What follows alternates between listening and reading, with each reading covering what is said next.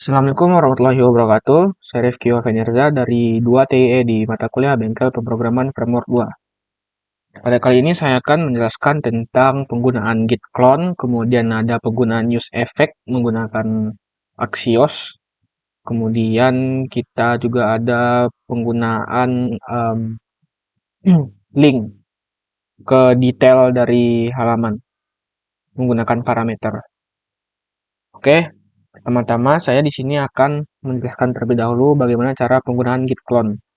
Jadi git clone ini merupakan salah satu perintah dari Git yang mana ketika kita mengetikkannya kita bisa mengcopy direktori yang ada di repositori online ke dalam repositori lokal kita. Saya akan mencontohkannya terlebih dahulu.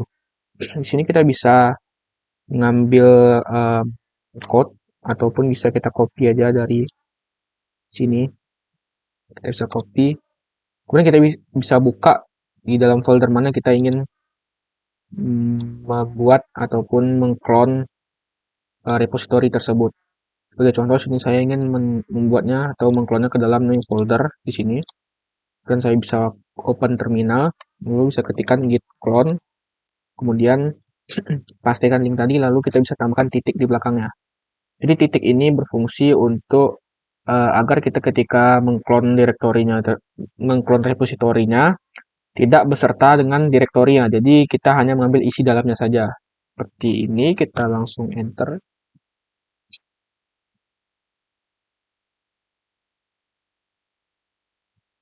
Oke, jika prosesnya sudah selesai, kita bisa lihat di sini bahwa repositorinya sudah terclone atau terpaste menjadi ke lokal repository. Mungkin segitu dulu aja untuk penggunaan git clone. Saya akan lanjutkan ke penggunaan use effect untuk memanggil API menggunakan Axios. Saya pertama-tama akan menjelaskan terlebih dahulu dari kodenya. Itu ada di landing page di sini. Di dalam quote section. Oh, ya ini pemanggilan tampilannya. Lalu untuk pemanggilan datanya di sini. Jadi di sini ada use effect, yang mana use effect ini merupakan salah satu hooks dari React yang berfungsi untuk ketika komponennya itu pertama kali dirender ataupun ketika kita ingin merender komponennya, maka dia akan menjalankan kode yang ada di dalamnya. Seperti contoh di sini saya menjalankan kode Axios get dari API yang ada di sini. Kemudian responsnya saya set ke state data di sini, jadi data ini sekarang berisi dari respons API ini. Untuk API-nya saya mengambil dari GitHub. Ya link ini quotable. Nah, di sini juga ada dokumentasinya untuk linknya seperti ini. Lalu untuk dokumentasi get-nya itu saya menggunakan yang random quote /random seperti ini. Nah, kemudian cara pemanggilannya adalah karena dia sudah di set ke state data, kita bisa panggil di code section di sini. Lalu untuk datanya itu saya ambil dari parameter yang ada di sini. Kemudian datanya itu saya ambil isinya ada konten dan juga author. Lalu ketika dipanggil code section-nya, datanya akan diisi dengan data yang ada di sudah dibuat di state. Nah, sebagai catatan, untuk use effect ini kita bisa menambahkan yang namanya itu dependency di sini. Jadi, yang ada di dalam kurung array ini ketika kosong, dia akan menjalankan kode yang ada di use effect ketika komponen pertama kali di render ataupun di reload ketika patch-nya di reload. Sedangkan kalau kita ubah di sini dependensinya, misalnya di sini kita bisa ubah ada variabel namanya data. Maka ketika variabel data ini ada perubahan, use effect ini akan menjalankan kodenya. Seperti itu. Untuk tampilannya kita bisa lihat di sini di landing page. Nah, ini untuk quotes-nya. Karena kita tadi dependensinya kosong, jadi dia meload ataupun memuat quotes-nya itu hanya sekali ketika pertama kali reload. Nah, ketika kita reload lagi, maka dependensinya berubah. Maka isi dari quotes-nya berubah. Dan juga author juga berubah. Seperti itu, kalau dependensinya kosong.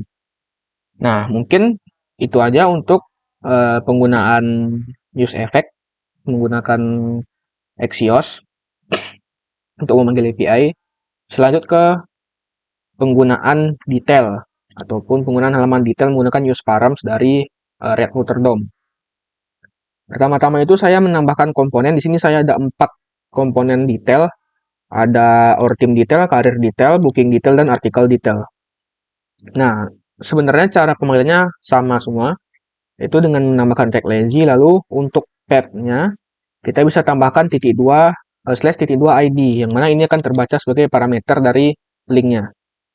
Sebagai contoh di sini saya akan mengambil dari articles. Nah, sini ada link. Jadi ketika artikelnya diklik, dia akan menavigasi ke URL artikel slash ID, yang mana ID-nya ini didapatkan dari ID yang sudah di map dari articles. Jadi masing-masing articles ini berbeda ID-nya berdasarkan data yang dari di map. Kemudian di dalam artikel detailnya kita bisa menambahkan cons atau variable ID dengan menggunakan use params. Jadi use params ini akan membaca link terakhir ataupun URL yang paling belakang dari dari URL-nya.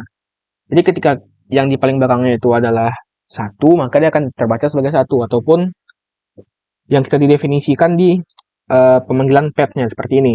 Nah, di sini ada ID ya, titik 2 ID. Jadi ketika ada titik 2 ini, dia terbaca sebagai parameter gitu. Kemudian untuk memanggil satu data sebagai data detailnya, kita bisa menggunakan metode find ke dalam objek jasadnya. Jadi dia akan find data, masing-masing data itu di map sebagai A, kemudian dicari yang ID-nya itu sama dengan ID yang udah dikasih use params di atasnya. Seperti itu. Nah, mungkin segitu aja untuk penjelasan penggunaan dari parameter di React Router. Saya lanjut ke bagian demonya ataupun tampilan dari masing-masing detail. Pertama, saya akan menampilkan terlebih dahulu detail dari pesan tiket. Jadi di sini ketika kita buka salah satu tiket, maka dia akan muncul menu seperti ini. Nah, seperti ini di atas ada parameter 1 yang artinya di halaman booking dengan ID 1 maka akan menampilkan data dari booking dengan ID 1-nya ini. Seperti ini untuk tampilannya. Kita juga bisa kembali lihat lagi ini. Nah, ini ada ID-nya yang 8. Seperti itu untuk yang pesan tiket atau booking. Lanjut ke our team atau tim kami.